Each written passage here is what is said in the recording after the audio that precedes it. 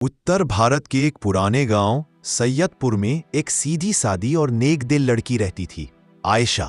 वह 5 वक्त की नमाज पढ़ने वाली, बुजुर्गों की इज्जत करने वाली और बच्चों को पढ़ाने का शौक रखने वाली लड़की थी।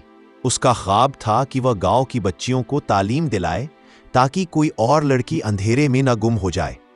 लेकिन उसके ख्वाबों को चूर कर दिया दरिंदगी और जुल्म ने। एक रात जब वह मस्जिद से वापस लौट रही थी, गांव के 3 बिगड़े अमीरजादों ने उसका रास्ता रोका। रईस, शाहनवाज और कासिम। उन लोगों ने आयशा पर जुल्म किया, उसकी इज्जत लूटी और फिर उसे कत्ल करके एक वीरान बाग में फेंक दिया। सुबह आयशा की लाश मिली, सर से पैर तक जख्मी, कपड़े फटे हुए और आंखें खुली, जैसे वो खुदा से इंसाफ मांग रही हो। आयशा के वालिद हाफिज सलीम ने गांव के सरपंच उस्मान मियां से इंसाफ की गुहार की, लेकिन कुछ ही दिनों में केस रफा दफा कर दिया गया। पुलिस ने इसे जानवर का हमला कहकर फाइल बंद कर दी। लेकिन हकीकत ये थी कि तीनों कातिलों के घर रसूख वाले थे। वो जानते थे कि पैसे से हर जुर्म को दबाया जा सकता है, पर वो नहीं जानते थे कि रूह का इंसाफ खुदा से मिलता है और वह किसी अदालत से कम नहीं। आयशा की मौत के बाद गांव में अजीब वाकयात होने लगे। मस्जिद के पास वाली दीवार पर खून से लिखा मिला, मैं वापस लौटूंगी। रात के वक्त बाग में औरत की चीखें सुनाई देती, और जिस जगह आयशा की लाश मिली थी वहां अमावस की रात एक सफेद लिबास वाली औरत की परछाई नजर आती। मौलवी अकरम साहब ने कहा, यह आयशा की रूह है, उसे कब्र नहीं इंसाफ चाहिए।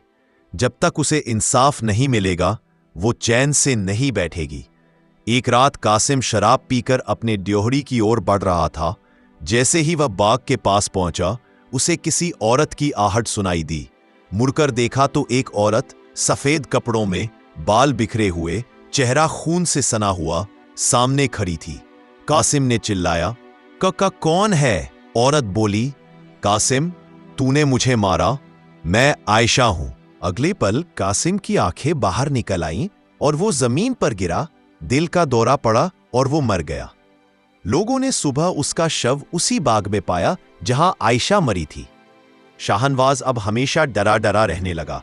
रातों को सपनों में आयशा आती और पूछती, क्यों मारा मुझे? एक रात वह नींद में उठकर छत से कूद गया।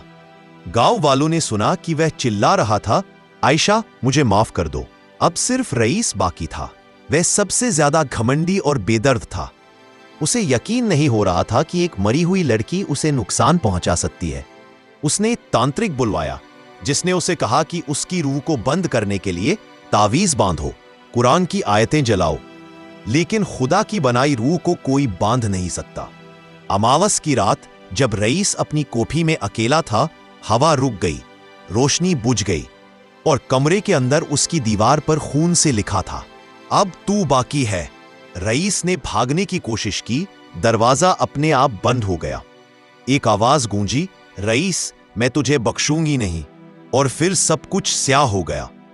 सुबह उसकी लाश छत से लटकी मिली, चेहरा नीला पड़ा हुआ, आंखें डर से खुली। उसकी छाती पर खून से लिखा था, इंसाफ मुकम्मल हुआ। तीनों कातिल मर चुके थे।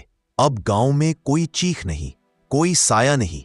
मौलवी साहब ने कहा, अब आयशा की रूह को सुकून मिल गया है, अल्लाह ने उसका इंसाफ कर दिया है।